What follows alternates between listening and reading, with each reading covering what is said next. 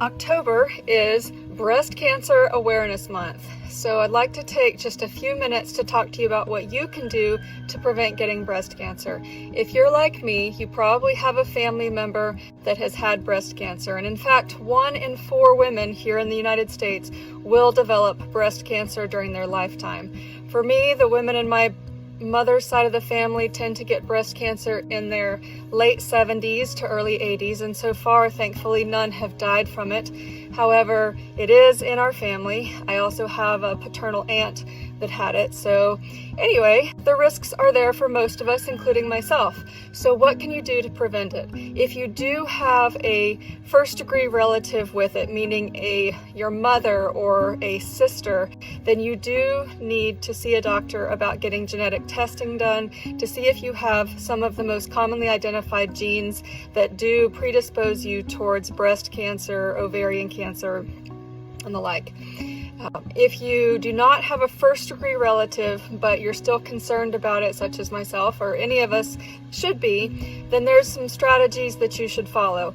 First, you need to keep your body weight at a healthy weight because fat cells actually make estrogen, and too much estrogen is one of the main reasons that women develop breast cancer in the first place. There's 3 types of estrogen that the body makes: estrone, estradiol, and estriol. And estrone is pro-inflammatory, pro-breast cancer. However, estradiol, which is called E2, and estriol, which is E3, are actually anti-inflammatory, anti-breast cancer.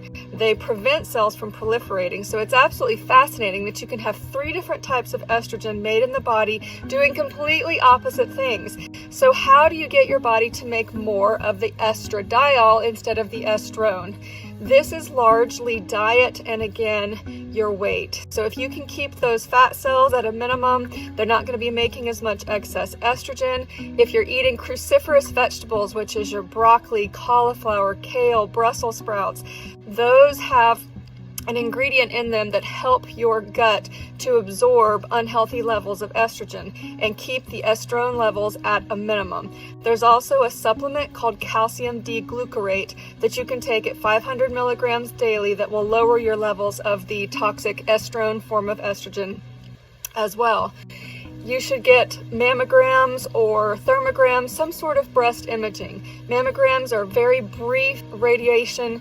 It is much, much less than anything like a CT scan. It's perfectly safe to get a yearly screening mammogram. However, if you decide you would prefer to get a thermogram, it is a heat sensing camera that is better for women that have dense breasts. Okay, there's been some good studies showing that thermograms are actually more beneficial if you have dense breasts than a mammogram. Otherwise, mammograms are perfectly fine for everybody. I've personally had both just to see what each one is like, starting at age 40 and getting them yearly.